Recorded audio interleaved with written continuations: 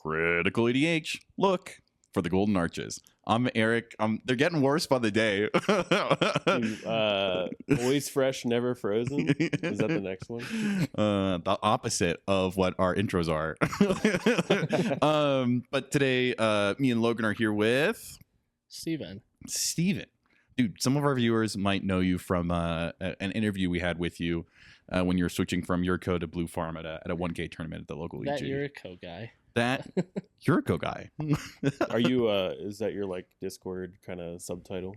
That's our Discord subtitle. It's not. It's a server nickname. It's not like people at work aren't Server like nickname, yeah. "Ooh." You know, cop pulls you over and he's not like, it's that Yuriko guy. No. No, it's definitely just a server nickname. Well, something we were talking about beforehand. I feel like it's something that's just been on my mind a lot since the last few tournaments. Is I feel like the mental math that people do when they're like, do I need to counter this spell, has really, really changed over the last few months as the meta's become increasingly more grindy. And so as you've played Yuriko and you've played it kind of like control-y, and then you're also playing Blue Farm, which has the capacity to play control, but really wants to be as greedy as possible. How have you kind of modified over the last few weeks what it is that you counter and what it is that you don't? Well, I've been getting much better at sandbagging. That's another thing. It's not so much do I counter this, is will somebody else counter it? Just let somebody else counter it. Do you think that like priority order is really starting to matter? Yeah. Yeah, it definitely matters, but you also can't get like bullied into Yeah, you have to answering a watch. shot, but based on priority. Yeah, I guess you'd have to be like careful where you're at in priority too, because you're Mhm. like, oh man, I'm like last, and my hand is like, I got like 15 cards in hand or whatever. Yeah, I could see being in Yeah, that they get 'em situations. be obvious where people will just immediately pass it to you on that. But like going back to Eric's question, and feel free to jump in, but yeah, I think that like there's a lot of spells that are really impactful, but it's kind of like those 70 or 80% impactful spells, not the 100 or the 110%, like that I'm starting to question. I think a lot of players are. A year ago, Seedborn was never allowed to see the board. Like Seedborn never had a first birthday. That it was just yeeted right out the stack. Mm-hmm. But these days, it's like even I can't remember the last time I had a Rhystic Study get countered. Like I know they're separate cards, but I think these kind of like cards that if you squint, say win the game on them, used to back when Dockstead was more popular and there was this kind of like explosiveness. I think we were kind of trained as CDH players to think that like even giving someone a little bit of foothold, They can just explode off and win. we just can't give it to him. We can't give him the Seaborn. We can't give him this Rhystic. But now, like, I feel like things are different. Not quite to like let's see where this Adnaz goes kind of different. But like I mean, you've talked a lot about this being both a good player but also like a Glarb player, is that like culling rituals resolve all the time. Yeah, it's kind of weird. Which like I don't think that's normal. I don't think they should, but sometimes there's always like a more pressing threat, and maybe that's a weird example because Culling Red is kind of a universal board wipe. So I find myself convincing another player to be like, "Hey, this really should resolve because this reason and this reason." But going back to like Adnaz, for example, our friend Sam ripped a Naz last night, and like I was mildly concerned, but he kept going through his deck, and he did have a bad pile. Like that pile that he got was not able to convert him into winning the game, or putting a win on the stack. And like if there's no explosivity, now you're starting to change the scales and like the balance of like, okay, well, my counter spells are worth more, and like I'll save them from the actual wins. It's very strange. Yeah. So for instance, I think these kind of like big boogeyman spells, for instance, like Necropotence, like it used to be that you just could not let a Rogsai resolve a Necropotence. Whereas these days, it's hard not to view it as like something that's going to draw me 30 cards off my Rhystic Study, and I can just counter whatever I want. I was against no fewer than 2 Rogsides with Necro at Fishbowl, and for many different reasons, neither of them won the game. Yeah. So like that used to be a win the game card converted into a win, find Born, storm off and do that. But like I just feel like it's happening less and less. Now it seems to be way more about, instead of getting exactly like you were saying, one card that 100% wins you the game, you get 2 or 3 cards that are just like 60 to 70% of the like manifestation of value in your deck. Like for instance, like sticking with Kinnan was referring to earlier, like you need a Seedborn and a Nezahal and like a High Fate Trickster or something like that to really convert into wins. So how does that kind of translate to your experience? Right, because I know Yuriko can run a ton more creature removal than a lot of other decks can afford to, as well as you run so many like bounce spells. I feel like, at least in the games I've been with you, oftentimes you're like the lone thing standing between everyone and winning. I definitely don't use those spells lightly. I wait until I notice it's an actual issue and is a piece of a combo, more or less. Like as you said, Seedborns are hitting the field a lot more often now and staying there until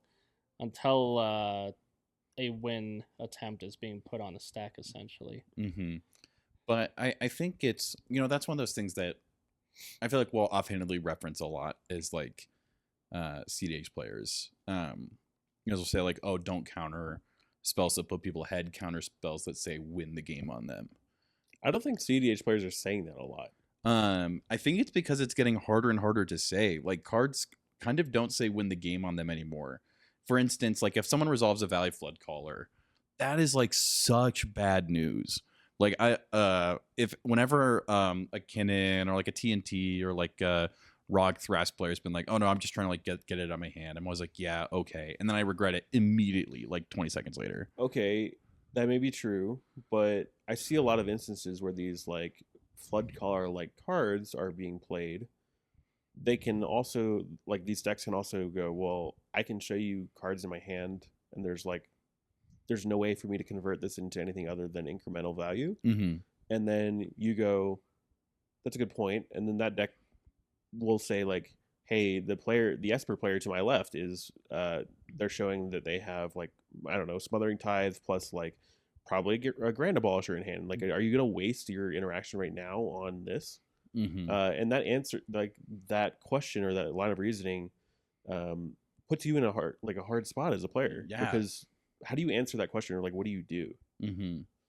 Especially because, and so we were talking about this. I forget who we're talking to, but the idea of like building your deck, around like being able to make the "I'm a problem for later" argument.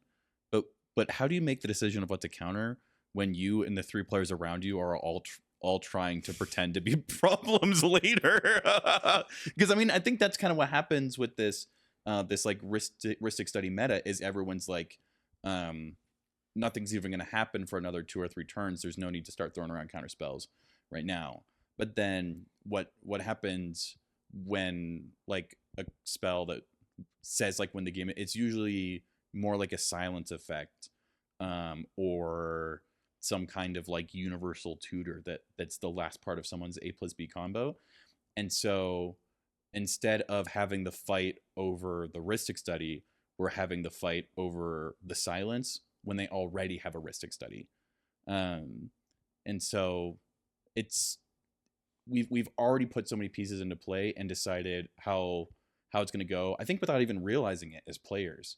So are there ways that you guys think we need to start kind of moving the turn clock up on when we have these like, counterspell duels or, fights over finales? Like, what do you guys think about that?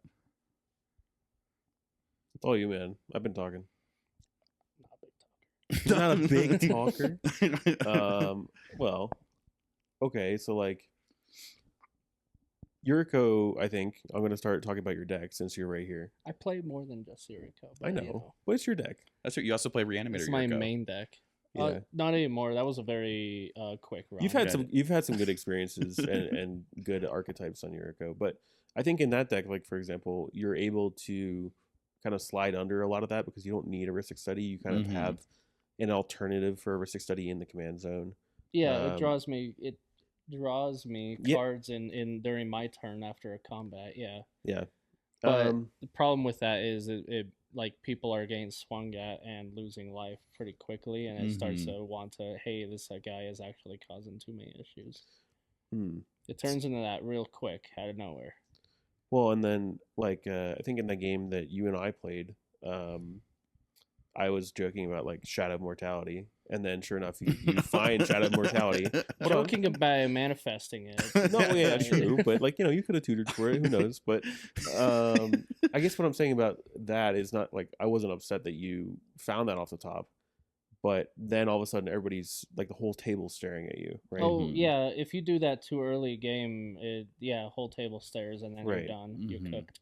So maybe what we're talking about is more of like an attention thing, than like a threat thing, because I kind of start from the baseline of for the most part, every deck at the table, especially in tournaments, is a threat, Mhm. Yeah. right? Like you're not bringing a deck to a tournament unless you feel that you can win on it or you feel Mhm. comfortable on it.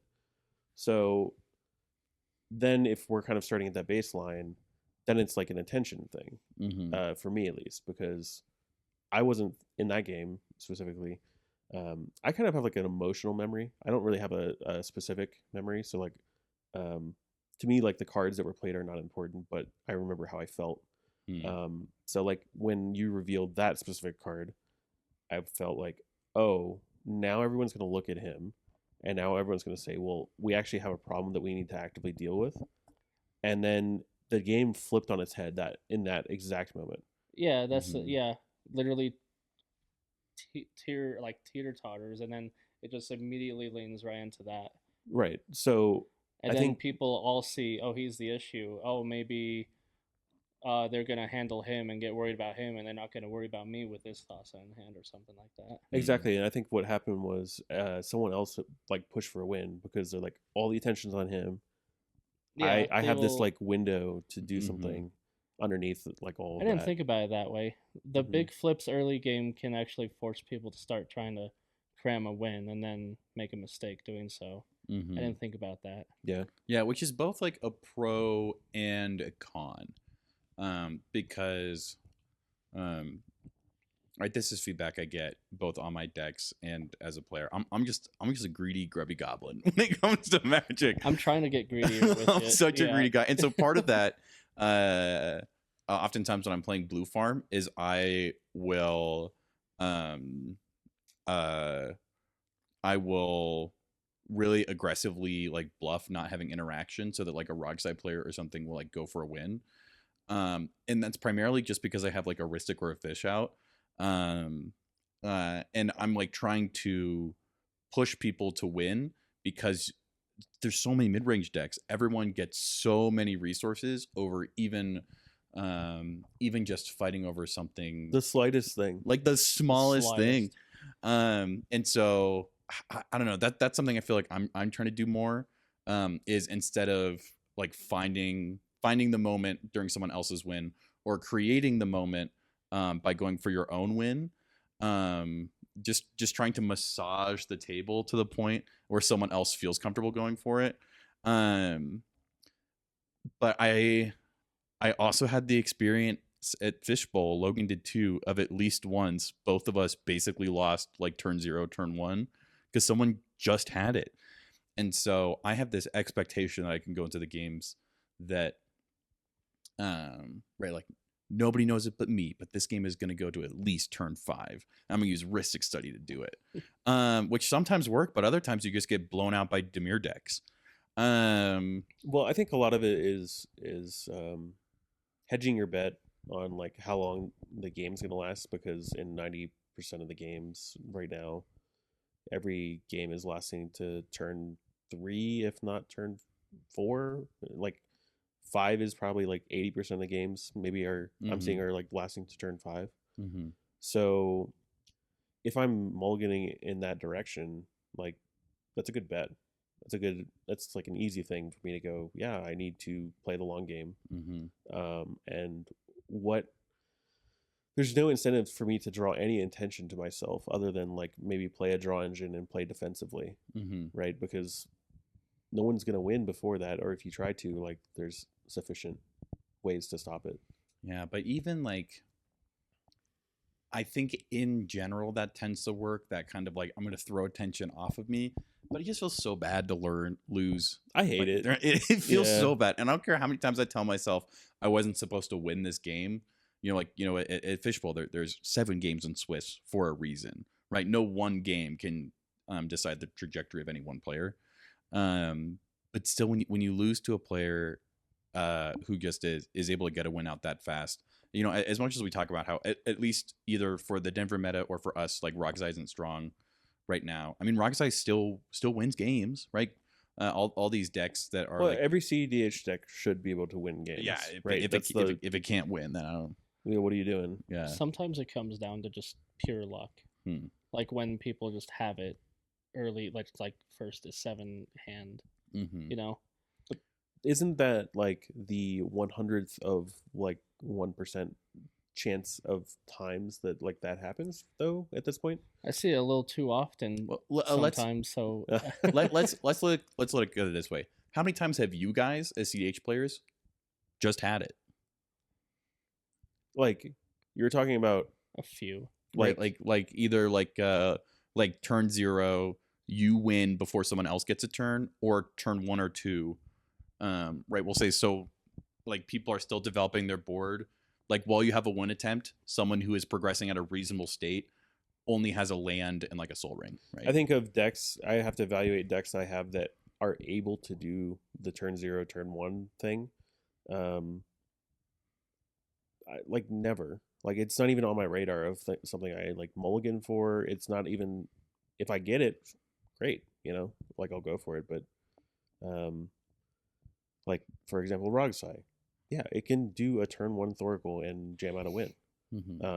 But like I've played hundreds of games on that deck. I've seen it maybe once.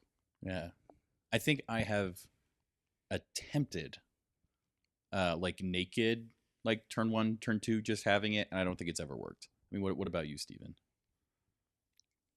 I think the amount of colors your deck runs is how often you can also see the win. Sometimes maybe. Oh, that's I think I now that I'm thinking about it, why I've seen it a few times and he says maybe once, is because the mirror is a little more focused and it's like extremely locked into only 2 colors, obviously. Especially that like so there's only so many things you can get in your hand. and you're in 2 tutor heavy colors. The concept of like having it would be like 2 0-cost rocks, a land, Thassa's Oracle, and D Consult, right? Yeah, that'd be that's definitely the golden hand of it. Okay, yeah, and then like maybe a counter spell if you want to really have it, right? But like, isn't that the same proportion of cards in Rogsai that it is in Yuriko? Because Yuriko's not running more rocks that are 0 costs than Rogsai is. Rogsai is running more for sure. I'm pretty sure. Yeah, exactly. but also like, yeah, there's a chance that you can get screwed on a blue-black land, but your rocks kind of fix that problem. Oh, okay, yeah. Or sorry, on a black-red land, right? But like your rocks kind of fix that problem. Yeah. I actually think the proportion is the same, like percentage of times that could happen in those 2 decks, for example. But if you maybe stretch it to blue farm, maybe it's a little bit less. Because then you're in 4 color. Yeah, maybe it's in 4 colors. Definitely, but it still runs all those same cards, though, right? Like, oh, it runs the same cards. Yeah, but you could get a plateau, for example, and then you're like, okay, now I have to work like a little harder for this. Yeah, yeah. So yeah, I think it's interesting. It's a point to bring up for sure. I've seen a lot of like that happened to me at Fishbowl. I got turned, before I got a turn, I lost. And like it's fine. It feels bad, but there's really not much you can do about it. And like if you just have it, you just have it. But building a deck to do that, I don't think it's gonna win you a lot of games right now. That's what I'm trying to figure out, because on one hand, it seems so simple of like just build a deck that wins. It seems in theory like it should be really easy, but then I feel like the decks that are doing really, really good right now are like the Glarbs or the Rog Thrasses, which are able to basically just play a ton of spells that never get countered, and then you're able to just win, but with like Mhm. 80% of the attention I think- off you that like the decks that always just have it do. We were talking about this before we started recording, and then Steven just came over, and we were kind of in the middle of the conversation. So thanks for interrupting. No, I'm just kidding. But we were talking about these like deck archetypes where there's like the visibility thing, Mhm. and at least I was talking about that, and I don't know if you guys agree, but Mhm. I think there's 3 different kind of things that I'm looking at for decks, and or 3 different levels of visibility. There's the T&K deck where everyone knows what it does, top to Mhm. bottom. There's no secrets. And this is not saying anything about the power level of the deck. The deck is Mm. incredibly powerful, Super strong. but everything is like very above board. Mhm. You're doing, you're casting rituals, you're drawing cards, you're playing silence effects. It's not a secret. Mm-hmm. And then there's these obfuscated decks, Mm-hmm. which is the other side of the spectrum.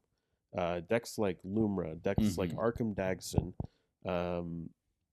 What's another good example of this? Like Oswald Fiddlebender. I think Magda can sometimes step into this territory. Oh, can we name a non-monocolored deck that's like this? That's a funny thought experiment. Animar, like kind of. Okay, yes. I think uh, Animar is a good example of that. I think that like Glarb, No. kind of was this way a little bit, but Well, okay, so we like have in the early days. In the early days, Sure, we peop- have the very visible decks. Mhm. Then we have the Like other a- decks that are like I have no Timna idea what your Malcolm. deck does. Timna. We have a Timna Malcolm player. What's Yeah. Esper? You know what It's Esper still- does. Yeah, I guess you're right. You make treasures. and Timna draw cards. Dargo. I- I do see that once. Okay, in a that is while. that is a little weird. But then you It have is these weird. like gray area decks, Yeah, and that's kind of the decks we're talking about, Mhm. like Glarb and Rogthras. So non-monocolor. because I think to maybe put a finer pin on it. Mm-hmm. When someone's on Malcolm Timna, you have no idea what Malcolm Timna they're on, but you more than likely know what all the spells in their deck do, as opposed to like, we can consider it the like, hey, can I see what that card does effect, right? Yeah. How many times are you finding yourself say that against a deck? Like if someone's playing Urza, you're super likely going to be like, okay, can I see what that artifact does, as opposed to if someone's on Timna Dargo and they play like Phyrexian Altar, you kind of already have like a feel for it. Yeah. But then the third category, which is I think where the lion's share of the format is going right now, is this kind of like gray area, where like Rockdrass is running Chatterstorm, or decks are trying to find their ways into this kind of like obscure card quality and card utility that still fits within the overall archetype of like an S tier deck and an S tier wedge, but that it's so hard to counter because as an opponent, you know what it does. Like Rogthras is like- a S tier deck. It is, in my opinion, right now the 3rd best deck in the format. it's so good. And it might be pushing for 2nd. It's an S tier deck that is filled with B tier cards. The B tier cards. Like it's not a bad deck by any stretch of the imagination. Mm-hmm. But if you take any single card out of it, aside from like the staples, like the Mind Break Trap Mhm. or whatever, like take the Chatterstorm. Mm-hmm. And you look at this card with no other context, you're like, this card fucking sucks. Mm-hmm. That's all there is to it. And like in the context of the deck, Chatterstorm's really good. Mm-hmm. But as a third party to that deck, if you're not playing it, you're playing against it. Mm-hmm. So and you have Pigeon casting Chatterstorm Mm-hmm. on top of the stack, and I know it's a sorcery, but he probably has flash or whatever. So if he's casting Chatterstorm, you're how does your threat assessment work? It doesn't Yeah. function. Because it's the like Yatterstorm doesn't really have anything to do with Rogthras. It does via like a chain of logic that's cogent, right? Chatterstorm gives you access to mana manipulation like Earthcraft and these other things, which then allow Like you to Cradle utilize- and Port of whatever. Call. Yeah. Yeah. which then allow you to generate a lot of mana, which then allow you to activate Thrasios. But that's like 3 jumps in logic. That's kind of a lot when there's 10 counter spells on the stack. And like just activating Thrasios in itself doesn't mean anything. It doesn't until you're able to do it 10 times on the top of the stack after resolving a spell that creates creatures and has Storm. Like, what the heck? I was watching Jason play the deck, and he's like, I'm going to cast a spell. I'm going to untap my 2 creatures. I'm going to tap them, and they're going to tap for 6 mana. Is that okay? And everyone's like, I guess. Like, it's fine. Like, you can make mana, but, like, the threat assessment is just such a tough thing right now with decks like that. Mm-hmm. And I think we have 2 really good examples of Glarb and Rogthras. Totally different decks, but I was used to it before we started tourney grinding, right? When the decks that were super strong, you've got Maelstrom Wanderer, all these other kind of like really interesting commanders, but that are running like this super wide variety. Like the card pool at EG before we started attending tournaments was so much larger than any CDH card pool for decks should be. Yeah. And so I think I was kind of used to like, I think exactly what you said, that kind of assumption of like, well, it has to at least be kind of good, or else there's got to at least be some synergy. But to see this kind of obfuscation, obscurity in top tier decks with top tier pilots, I think seems relatively new, because people have been talking, at least as long as I've been part of the CDH community, about how stale it is, or how like, there's like, 10 Timnocroms in the top 16, but I think, at Fishbowl, at From the Vault, at all these big tournaments, you're seeing a huge quantity of either decks that haven't been seen for a while or have never seen this level of success. In addition to, even in the more mainline decks, these like cards that are kind of off angle or off kilter. And so it's really interesting to me how I would have expected, kind of going back to that attention thing, that people would attempt to get out of mid-range by running cards. This is going to sound silly, but cards that like got better, just like increasingly were just like more forms of Thassa's Demonic Consultation. But instead, it seems like people are trying to get out of mid-range by running cards that are worse, because they're more likely to resolve because they just draw less attention. Do you feel like that attention pull in both directions with Yuriko? Because I feel like that deck is kind of a weird. It oscillates between it's like them so often. So, what? So No, I'm saying, do you feel like that attention pull from like maybe I need to not attract attention a lot, or oh my god, like I'm doing this thing and like there's some games where I'm definitely just like, yeah, keep giving me attention. That's fine. I'm just gonna keep swinging. It's fine. You already got the attention. Might as well just keep it there. But yeah, there's some times where I'm like, I should probably hold back and just act like I don't got nothing going on.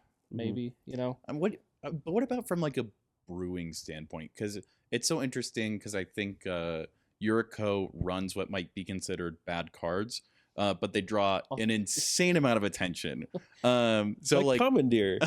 Commandeer, yeah, that's something that I've noticed. Commandeer is good again, by the way. Commandeer is good again. I've been playing it before, like a hipster. I've been playing it before it came back again. If it's good again, it was probably never that bad. I'm just gonna say that. Like the thing that's changed it was never is that bad to begin with. Just nobody saw the potential. Yeah. I think what changed was Dockside. Is I think you cannot commandeer a Dockside. I think that's what changed. Right. Yeah. Oh, that's interesting. Yeah, that makes sense. Like because it's all about creatures. But also Adnods is terribly, and Adnods used to be like, I think one of the like a deck's that's ability one to of the few Adnods. cards in for sure. You don't commandeer in Yuriko. So we've got that like plus or minus effect with Dockside and Nas, but like yes, Nas was way more popular than it is now, but Dockside was way more popular than it is now, which is not at all because no one can run it. I miss Dockside so much. I miss him every day. But when I put Dockside into decks, I never thought of like, oof, they're not gonna like this. Bro, are your legs on the couch? Yes. Are they in the couch? My feet are in the couch. Why? I'm waiting until 33-ish minutes in to reward the people who stuck with us. That's nice. Yeah. For free? No, it's gonna cost you a half hour of your time. I like that.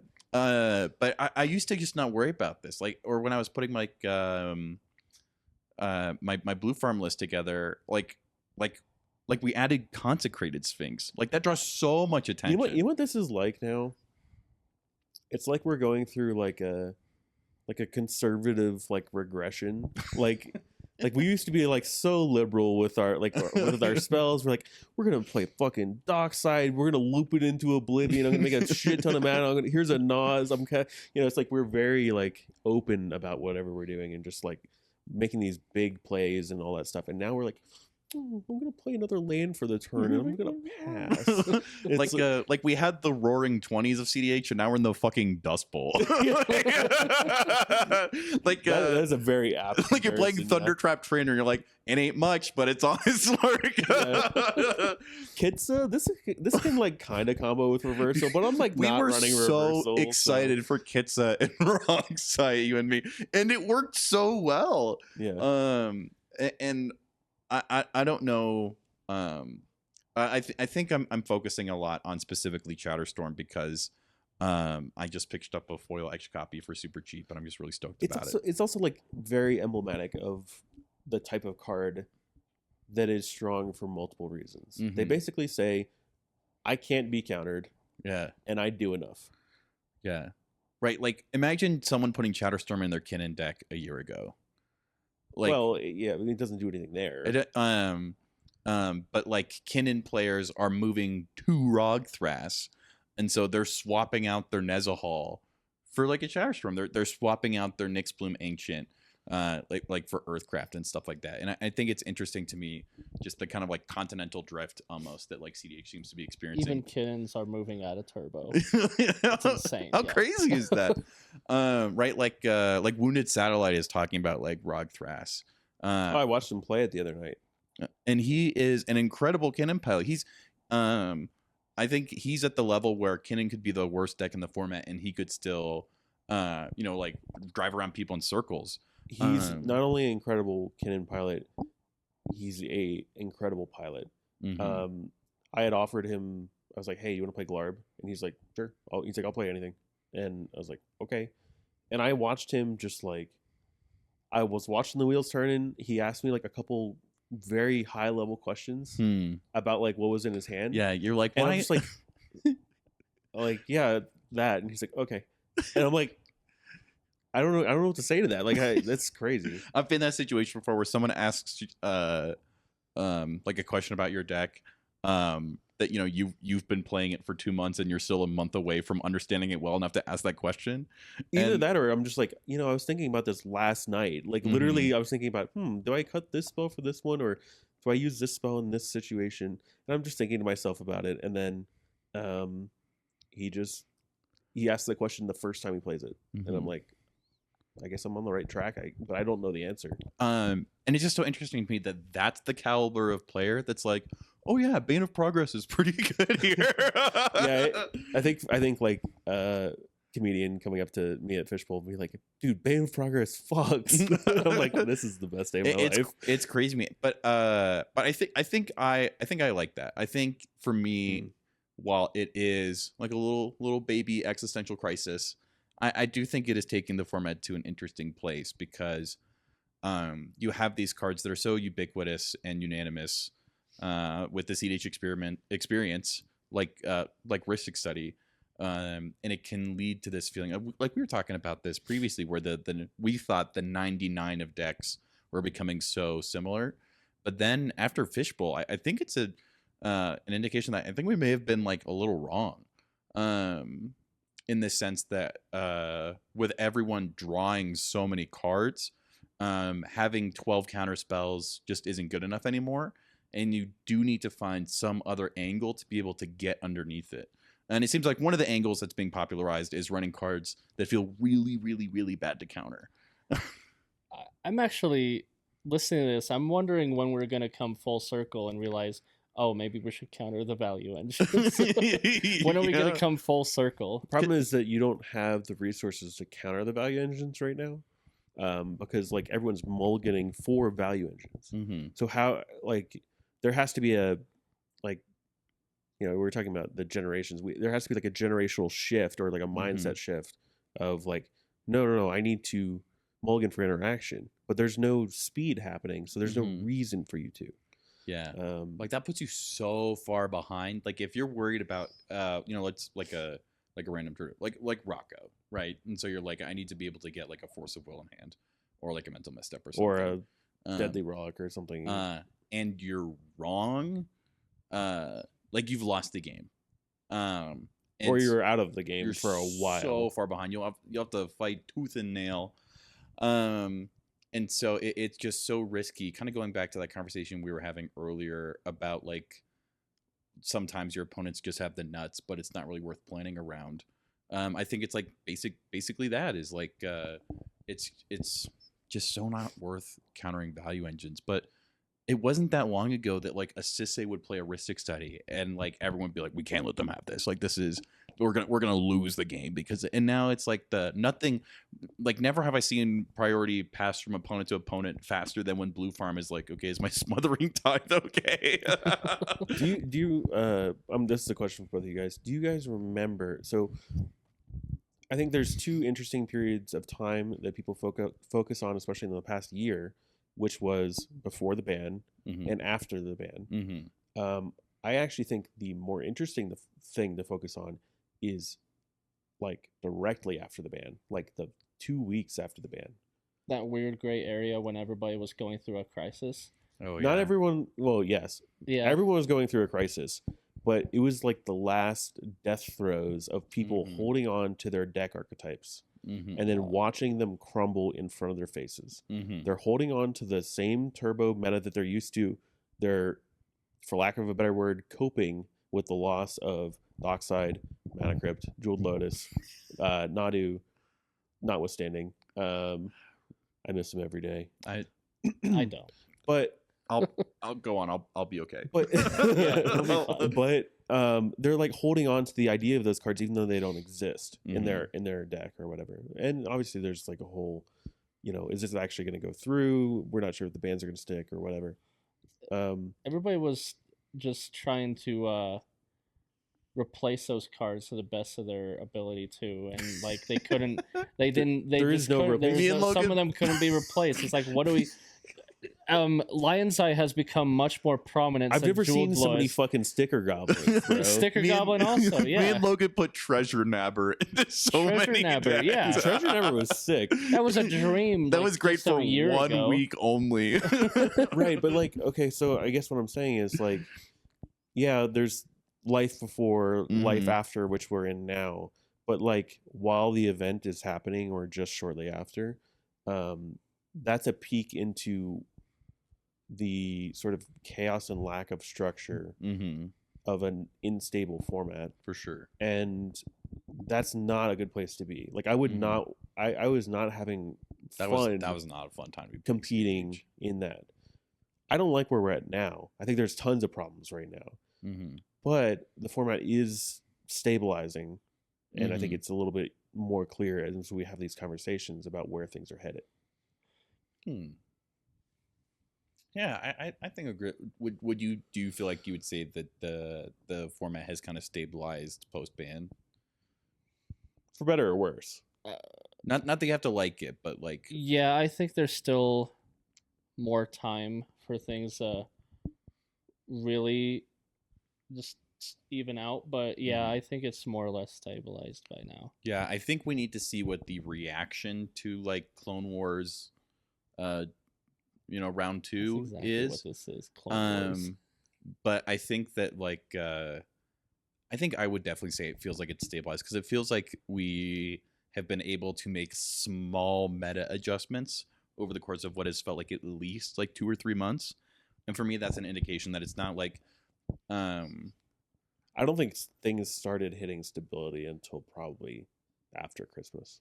yeah, Like early January, things started. People took a break. People took time with family, came Mhm. back, and said, "Okay, like what do I actually need to win?" And that was the sense that I got from the community, was that like we took time off. We took we relaxed and Took a Mhm. breather. yeah, and it took just a fucking breather. came Bro. to terms with it. Yeah, it's weird. It's like the loss of a loved one. Like, it's not a good feeling, but sometimes you just have to come to terms with it. So before that ban, there was only really ever one deck I was playing ever was Yuriko, Mhm. and Mhm. if we're being honest here, after the ban, only 2 cards were replaced, and it still didn't hurt the deck really. Hmm. Right, but the Um, deck. Now the meta shift following that really hurt the deck. Yeah, which is The hilarious meta because shift like following that, it sounded great. Like, Yeah, if we- these bans happen. if we wanna- Turbo going away and mid rangey. Oh, I'm gonna free real estate yeah, for Yuriko. But Well, no, it was for like what 2-3 weeks, right? it was great. Yeah, for when everybody was crashing out. Yeah, Yeah. yeah. You're like, I'm king of the world. This is great. rules. Everybody was crashing out. We Yeah. should ban everyone's favorite cards more often. And then, I yeah, think, I Dude, think that's such a good point and observation for sure. It's December did roll around though, and everybody started to really think, okay, I guess we're all on the tempo mid rangey thing now, and then it's really set in for me the last few months or so. Wow, people are starting to think it now. Yuriko is just not. It's sitting in a weird spot. yeah, because Yuriko used to be the tempo mid range deck. Yeah, It now used to be everything's the- tempo mid range. It used to be the deck that could do it the best, and it's not the best at it anymore. no. And it's like the deck hasn't changed, but things are. They found out. Oh well, these extremely powerful decks. Guess what? They're still extremely powerful at doing other Mhm. things. Yeah. Like even we saw 2 Sisseis in the top 16 at Fishbowl. Oh, okay. You know, it's definitely like I think that's a deck that everyone expected to be dead to rights. Just say, yeah. I mean, like, it definitely had to change a lot of its internal mechanics, but it's still around. One thing that I think does indicate to me that we do still have a little bit more to go stability wise is how quick the rise and fall of TNT was. Because that was primarily post Christmas, I think, where everyone was like, "This deck is cracked."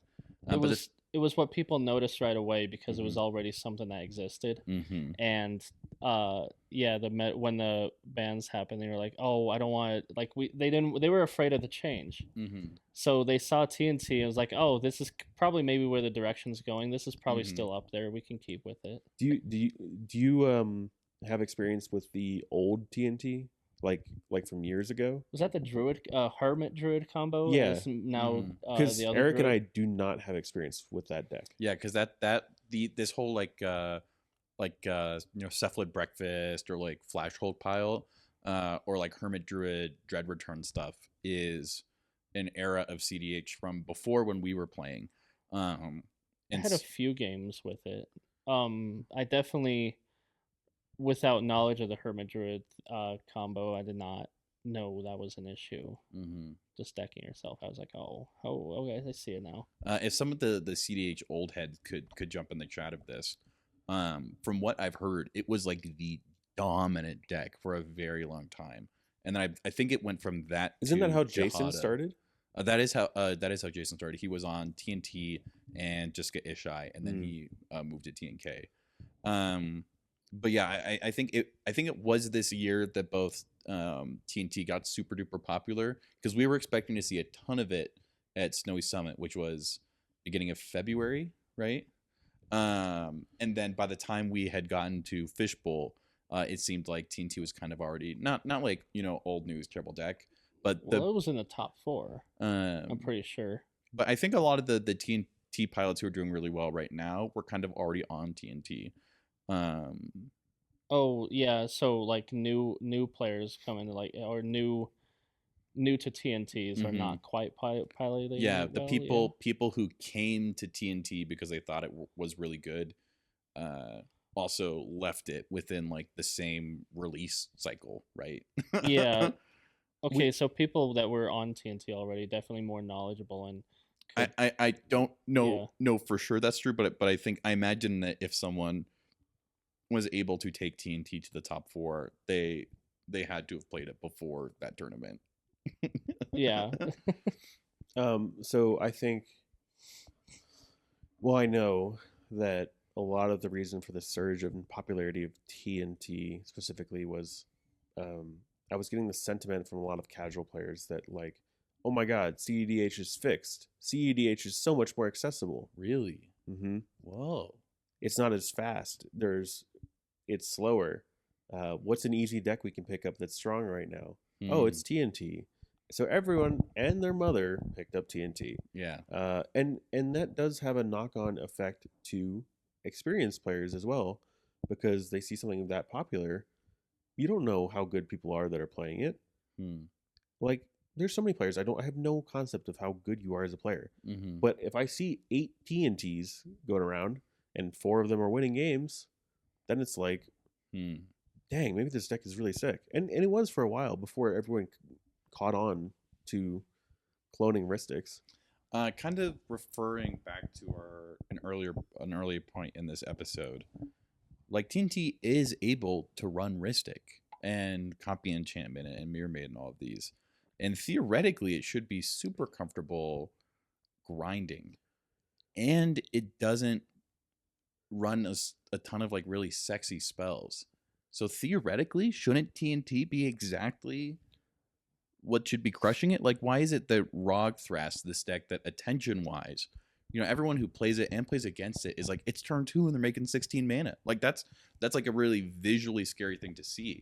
But why is it that is able to succeed in a way that something kind of via the rubrics we've established thus far should be succeeding even more, but isn't? I have an answer, but I want Steven to answer. So listening to what you said, and going back to how Yuriko has suffered being a mid-range deck, Mm-hmm. I think these mid-range decks excelled in the turbo meta, Mm-hmm. but now that everything became mid-range, people have found a new mid-range that works better than the already existing mid-range. Is it like the Overton window shifting? God, we're getting political today, boys. I actually think, this is just like my opinion. Like I feel I probably don't need to tell this to our audience, but like I have my opinions on things. I don't necessarily think I'm right like all the time or like 100% of the It's an time. opinion. But it's an opinion. It's I like think you think you're right most it's of an the time. asshole. Like everyone has one. You know what I mean? Like At least used to. my opinion about TNT and why TNT is not able to grind as well as these other decks is because it's in one too many colors. Ooh. Oh. It's trying to be TNK, but no deck can be TNK.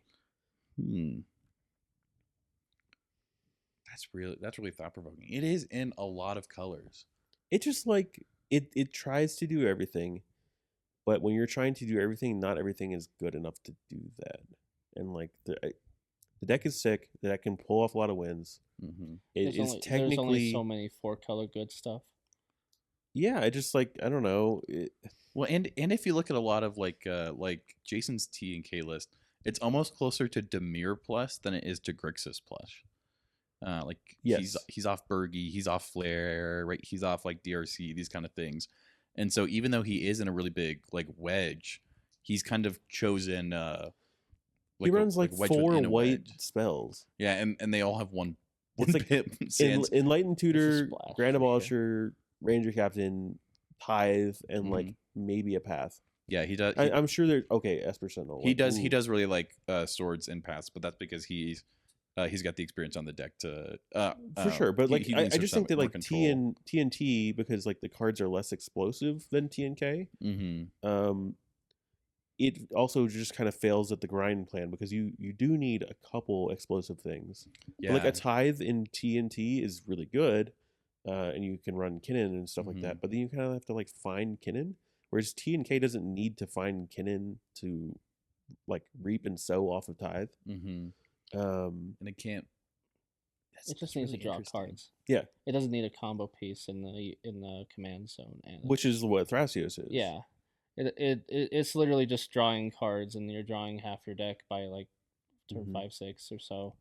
It's the deck is like a competent deck on a technical level, but I just think it's missing that kind of like X factor of it can't be TNK, so it shouldn't try to be. I also just don't like.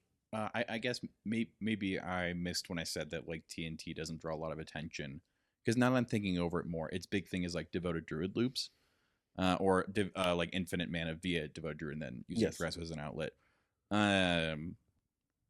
There's also the potential that like I don't know. Everyone said that they really like Devoted Druid because it's really compact and you don't have to run a lot of bad cards. But that's what it is. So old TNT was before Bloomburrow. Mhm. and that's when the squirrel got printed. That makes a devoted druid combo. The Hazel's Brewmaster. So yeah. they switched off of hermit druid and went into that pretty quick. Probably. Do you This bel- is turning into us analyzing TNT, and I'm like okay with that. But I'm sorry. You don't need to it's just analyze. like Um, that's compact, but going back to what we were talking about before, it's compact, but it draws attention.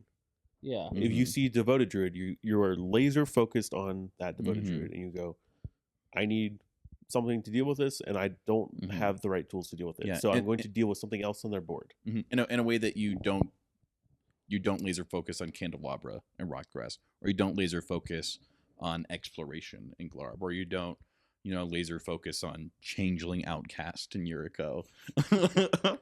Oh, you'd be surprised. People will just misstep it just for. People will misstep. Okay, hang on. This is a good. Oh, we don't even need to get into we- this. you know, we're- Hold on, we're- we'll stay on TNT. We'll advertise our mental misstep later. Okay, Yeah, but yeah, the I think the attention argument is a good one, and that's kind of where we can Mhm. circle back to what we started talking about.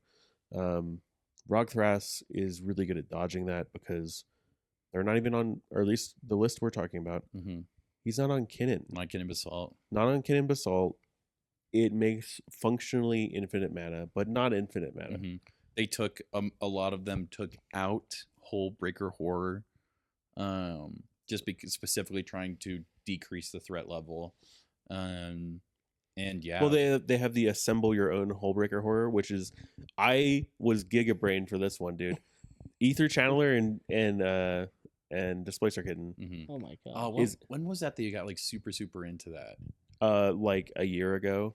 What was the deck that put you on that? I was playing it in Kaikar. Was it okay? Because I was trying to remember if you were doing that when you're doing Wannis Lantern Control. I also did it in that deck. But like, yeah, it's Ether Channeler by itself doesn't do anything. adding an extra step to your combo should make your deck worse, but for some reason it's making decks better. Like this idea to me that you have to rely on 4 cards to win seems so much worse compared to a deck that just needs 2 cards to win. But it just doesn't seem to be playing out that way in reality. People are less likely to point fingers at you and start looking at you if you are getting slower at Yeah. assembling it. And it takes so many fingers to point at 4 different things, you know? How are you? Yeah. It's like, oh, but he has like combo piece 1 of 4 that's necessary Yeah. to win, and everyone's like, okay, like Yeah. I don't care. My brother in Christ, that's a basic mountain you're pointing at. Or island. Yeah. It's like, I hold on, he's got stuff. He's got gosh. access to it. That's one of the reasons that Yuriko's like going downhill too, because you have these explosive. Yeah, like we talked about this, but like I was just thinking about Satoru, like the Mhm. new Satoru card's sick. Fantastic. The card's insane, and like every time you get Satoru onto the field, I won't say cast because that never happens. Satoru is cast. Sometimes right? Everything else that follows is not always cast. Okay, whatever. Every time you have Satoru, I am staring at that. I will sprain my neck when you say the word Satoru to look over and be like, "Oh shit, we got to deal with this." Oh, friendly right? fire. Yeah. And like It draws cards still in combat, but it draws more cards. yeah, Yeah. but like doesn't that feel bad playing that card from your perspective when you have 3 players that go like, you know, I was sitting back I in my don't chair a think second people ago. laser focus Satoru, actually, to be honest with you. Well, I they think they should. laser focus top deck and Yuriko. That's the true. I mean, most. well, okay, so the deck, you're saying that the deck draws attention on many fronts. Oh, that's true. Yeah, it's the like. So it might be too many when fronts. TNK Yeah. imp seals, everyone's like, whatever. It's probably a Ristic study. When Yuriko imp seals, I see my life flash before my eyes. I see red. I'm gonna throw the I deck have- box at Steven. I have friends that will immediately just start ticking a Honey? life total down 15, and I'm like, guy, hold on, wait, we could talk. Guy, hold on. Yeah. Yeah, that's really interesting. Yeah, because I guess that does, in a weird way, Yuriko seems to be drawing attention to all the wrong parts. Not to say that it's a bad deck, but once again, evaluating where me and Logan are trying to move into maturity as CDH players and brewers. I want to be able to tutor whenever I want for whatever I want and have people not care at all. And Yuriko, I think specifically because of the axis at which it's looking to try and get ahead. If you put a vampiric tutor on the stack, I'm like, I'll rip out every beard hair I have if I have to convince my opponents to counter it. And you just like, it's so, you can't even say like, oh, I'll use tutor for a land because you have Changeling Outcast because some dumbass didn't mental misstep it. Like, Yeah. Well, bringing it back to mental misstep, we've brought this up in a couple episodes now. I think one of the discussions we want to have is about the value of mental misstep and when to use it, what to use it on, and I guess kind of situationally when to hold it in hand and all that stuff. And here at Critical EDH, we just want to know what the most mental misstepable spell is. And yes, and I think this happens all the time in CDH conversations, it depends on the context. Yes, it absolutely does. But what we are going to do is hopefully you guys can give us but you guys think your most mental misstepable spells are. In our last video, a lot of dwarves were named. Maybe in this episode we'll get some ninjas. Dude, I threw out Sarah Ascendant. Dude, Sarah Ascendant is turn one. I haven't seen that card in forever. I mean, you have to be in Mardu to play that card. Yeah. But we will we'll go through the videos and then we'll try to collect the most common ones. And so we'll get a list of 10 that we think the community who watches thinks are the most mental misstepable. And then me, Jason, and Logan individually of each other are going to rank those 10, and then we're going to go over it in a video together. Yeah. And I think there's some like auto includes. Like I'm talking about like silence, and mental veil. misstep. That's true. Oh, you know. misstep on a misstep. Yeah. But we've got some auto includes, and that's fine. But they're worth bringing up for sure. Definitely, because if kind of going back to TNT, if we learned anything from our TNT list, things that we thought were auto includes get really difficult to remember when you have all of Magic like as a potential. Because I think silence was actually something we forgot to put in TNT. No one watched that video. It's fine. And so make sure that we put silence in our most mental misstepable spells list. What? They'll watch it now. No, you won't. mentioned it? No, they won't. Go Dude, we're look at it. 57 minutes in. Well, Steven, thank you for taking the time to talk to us. I know that the couch is comfortable and that Roger, we did mention his name in this episode as well as Harry. We didn't mention their names. Right now, it's on We're the way mentioning up. them right now. We're pulling the ladder on the way up. Yep. I know that they didn't say much, so really appreciate you kind of carrying the torch here. What in the middle of the podcast, he's like, "Bro, I don't want to talk that much." I'm like, "Okay." So all that to say, if you guys are watching and if there's anything that Steven said that really stuck to you, feel free to show him some love in the comments. I know I always really appreciate getting to talk to you because I feel like you have a very different perspective, but you have been equally, if not more, successful than me in a lot of like CDH tournaments, and so I always just really love getting to hear your thoughts on stuff. I also really want to work on like Yuriko with you sometime because I think you've taken some of my suggestions and you're like, dude, Mirror Maid's sick, and like I don't know if it's stuck. I don't know if it's stuck, but like we were talking before that one tournament, and then I'm like watching you walk around, and you're like.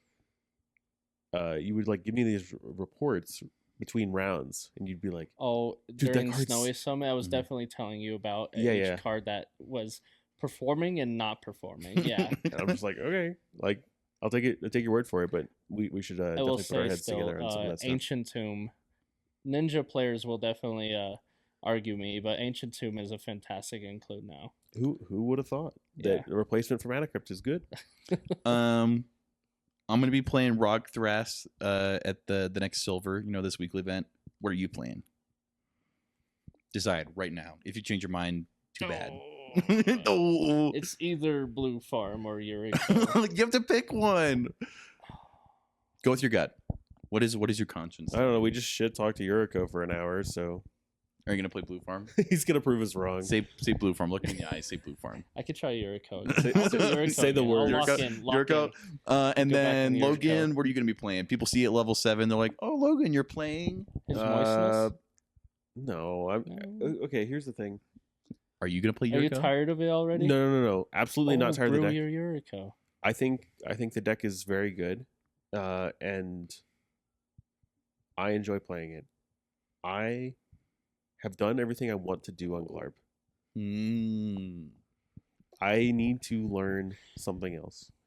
I'm not taking the deck apart. I'm not going to stop playing it. But at tournaments, I need to start playing things that are going to expand my horizons as a player. Because there's a lot that I don't know shit about.